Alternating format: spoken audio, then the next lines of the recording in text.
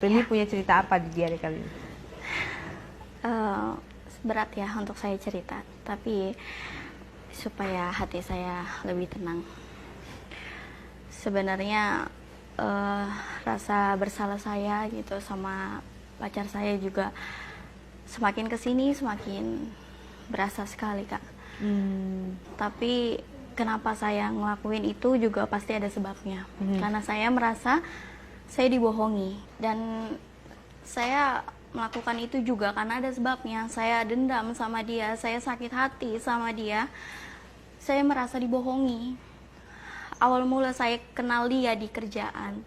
Saya kerja sebagai SPG rokok, dia tim leadernya.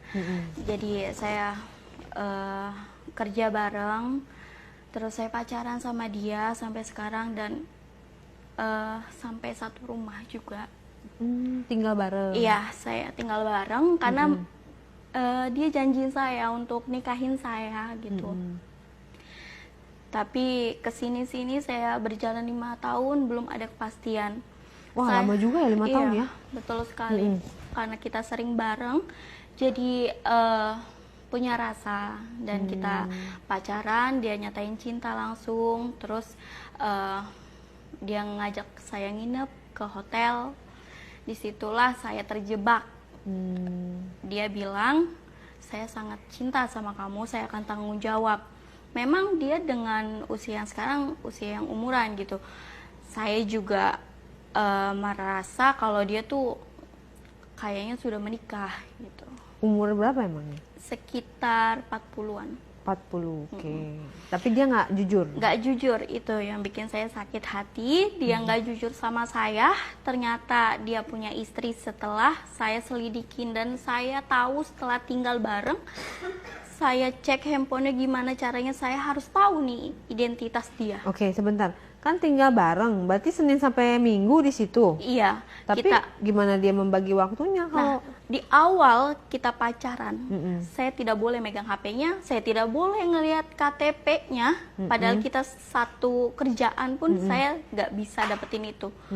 Di tengah-tengah dia tidur, gimana caranya saya untuk dapetin KTP dia, gimana caranya saya biar tahu alamat dia gitu di mana. Akhirnya ya mungkin ini jalan Tuhan gitu. Ketahuan KTP-nya? Ketahuan lah. HP-nya dicek? Ketahuan dari KTP dulu. Nah, KTP, alamatnya, terus saya telusuri. Saya pesan ojek untuk saya sewa untuk mencari alamat pacar saya ini. Saya telusuri, dapatlah sesuai dengan KTP alamatnya? Sesuai dengan KTP. Memang sudah jalannya juga. Ternyata di tempat itu dia tinggal sama istri dan anaknya 2. Anaknya 2. Dia tinggalnya di komplek? Tinggalnya di komplek. Nah, terus kamu tinggal di mana? Di tempatnya dia tuh? Saya tinggal kontrakan. Kontrakan dikontrakin siapa? Sama dia. Oh, dikontrakin sama dia. Di daerah. Oh, oke. Jauh nggak dari tempat kosan kamu ke rumahnya dia? Jauh. Dia rumahnya di Cibubur. Oh, jauh banget dong, dari ujung ke ujung. Sengaja ya dibikin jauh ya, biar nggak ini. Biar saya nggak bisa cari tahu. Tapi karena saya penasaran gitu, pengen lebih tahu lagi dalam dia, kok kita udah setahun nggak ada kepastian juga nih, gitu. Pas nyampe itu rumahnya gimana tuh? Tahu itu rumahnya? Aku cuma sok, ternyata dia bohong selama setahun. Emang kelihatan dari luar rumahnya? Iya, karena pas banget saya datang ke rumahnya, saya pura-pura untuk jadi mahasiswi yang emang saya lagi nyari kosan untuk tinggal di daerah sana gitu.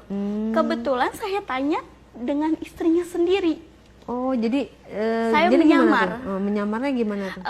Saya datang ke tempat itu, saya nanya, maaf, ini rumahnya sebutlah pasangan saya Doni. Rumahnya Doni? Ya, betul sekali. Ini rumahnya Doni. Ini anaknya, ini istrinya. Kata tetangganya. Di situ saya rasa saya udah nyerahin semua. Tapi kan namanya Doni banyak misalnya. Itu benar, karena saya megang ID card yang ada foto dia. Oh, jadi kayak kayak ini ngasih kan, unjuk ngasih ini unjuk bukan bener-bener, ini bukan orangnya. karena saya tahu ada Oke. kosan kosong daerah sini. Terus apa hubungannya kok Mbak nyari kosan, bawa-bawa ID ininya? Karena saya tahu dari dia, saya bilang gitu. Oh. Tanpa kepikiran lagi, saya langsung ya udah Bu, kalau misalkan sudah ada yang isi, saya pergi langsung. Di situ hancur saya pulang Gojek udah nggak bisa berkata apa-apa lagi, karena saya sudah nyerahin saya semua. Pada saat saya berhubungan sama dia sudah satu rumah lah. Tapi gitu. nggak punya anak? Belum. Nah terus pas kamu pulang menuju ke rumah kontrakan kamu itu, dia pada saat kamu ke sana dianya nggak ada? Dianya nggak ada, dia lagi kerja karena memang saya lagi dikasih libur dan hari saya libur dia masih kerja, jadi saya bisa dengan leluasa untuk nyari tahu. Gitu. Tapi pada saat kamu pertama kenal kan, kalau misalnya usianya 40 tahun kan, dari dalam Ya, hati pasti kamu bertanya dong, pasti dia makanya udah punya istri karena tua kan? Gitu. Dari awal dia nggak jujur, saya sudah tanya, nih kamu dengan usia yang segini jauh banget nih sama saya gitu kan, saya kan 29. Saya rasa kamu sudah punya istri gitu. Dia jawab, saya sempat nikah, dia jujur. Tapi bilangnya duda. Iya, betul sekali. Saya duda. Punya anak? Nggak punya anak saya. Dia bilang nggak punya anak. Padahal punya. Dan saya sempat pacaran jarak jauh juga gitu kan. Setiap sakit saya selalu nanya sama dia, kenapa sakit kok saya nggak boleh datang sana untuk kayak merhatiin dia segala macam. Dia bilang udah ada budenya, dia bilang gitu. Curiga lah aku. Tapi ya namanya kesini-sininya dia juga apa ya, prioritasin saya sih sebenarnya dalam hal materi, tempat tinggal, karena memang keadaan saya juga materinya kurang bagus lah gitu ya, dari keluarga yang memang kurang gitu. Jadi saya ngerasa dengan hadirnya dia, saya ngerasa dimanja, ngerasa diprioritasin sekali, makanya saya dapat kasih sayang itu. Tapi setelah tahu dia bohongin saya dendam banget. Nah, pas pulang ke rumah gimana tuh? Saya pulang, saya bertengkar sama dia. Nanya dong langsung? Nanya. Akhirnya dia jujur, ya itu istri saya. Maaf saya bohong. Maaf saya juga yang berat buat saya bilang sama kamu karena saya punya anak. Kata dia gitu. Saya nggak mau bikin anak saya nangis. Terus kenapa? Kenapa masih sama saya gitu? Ya karena saya juga cinta sama kamu, saya juga sayang sama kamu. Ya udah, kalau ini kan udah ketahuan, kita bubar aja.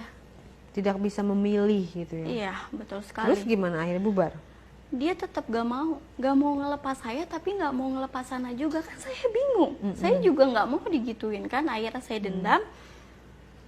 Nah, berjalannya waktu kita tetap, namanya jujur saya sangat cinta sama dia. Dia pun sama saya. Kita tetap kerja bareng apa segala macem. Tapi nggak berpisah berarti kan? Nggak pisah, tetap kita ngejalanin selama 5 tahun ini. Tapi saya di situ tetap ngerasa dendam sama dia. Saya ngejalin hubungan sama temannya. Sama temennya, Ya. teman dekatnya. Teman dekatnya sih tidak, tapi dia tahu banget gitu. Teman biasa aja. Itu niatnya kenal. dendam atau emang kamu suka sama dia? Awalnya aku dendam. Awalnya dendam. Dan aku sama temennya itu cuman sekedar main, happy, dan dia juga menghargai saya. Itu Jadi, awalnya gimana? Kamu menawarkan dia? Tidak, awalnya dia yang suka sama saya. Saya bilang, dengan saya kan mikir bahwa yang suka sama saya juga sama, punya istri gitu. Kalau temennya ini jujur, punya istri, dia bilang, saya suka sama kamu, saya cinta sama kamu, saya mau sama kamu. Saya langsung matiin. Dia kerjanya apa? Setara sih sama pacar aku gitu. Tim leader juga? Iya. Tapi dia dari keluarga adat juga lumayan gitu. Dia ada usaha lain gitu. Jadi dengan aku nawarin gitu, dia mau. Kesan-kesannya pas ini gimana sama dia? Kesan-kesan ya kita datang apa segala macam. Awalnya sih kayak ngerasa karena nggak cinta ya biasa aja gitu kan. Kita ngelakuin hal itulah Mbak ya. tapi saya ngerasa beda juga sama dia, kayak lebih enak gitu. Beda sama yang saya rasain sama pacar saya sekarang. Saya cinta, tapi karena saya sudah disakitin, jadi udah nggak ada hasrat lagi sama dia. Jadi saya sekarang kayak lebih senang main di luar gitu sama orang lain. Tapi saya juga nggak mau bisa sama pacar saya, karena saya masih mau kepastian dia kayak apa nih gitu. Saya nggak mau ninggalin karena kita satu kerjaan. Aku juga nggak mau jelek di kerjaan. Oh, jadi karena itu alasannya. Betul sekali. Biar nggak nama baik gitu ya, biar nggak tercoreng gitu. Karena aku hanya tinggal bareng sama dia, belum pernah sama yang lain. Kalau yang lain kan aku kenapa ngelakuin ini karena kan aku dendam aja sama dia. Kesini-siniin aku dendam sama dia, aku main lagi sama temennya satunya. Temennya juga nih. Iya. Pokoknya karena dendam jadi kamu mainnya harus sama orang yang dia kenal. Iya. Oh gitu. Biar sewaktu-waktu aku memang udah gak sama dia, dia juga bisa merasakan apa yang aku rasakan. Gitu. Kayak sakit banget loh gitu loh Kak. Ya kan? Aku setelah selesai main sama temennya yang pertama, saya pulang, dia langsung transfer uang ke aku segala macam.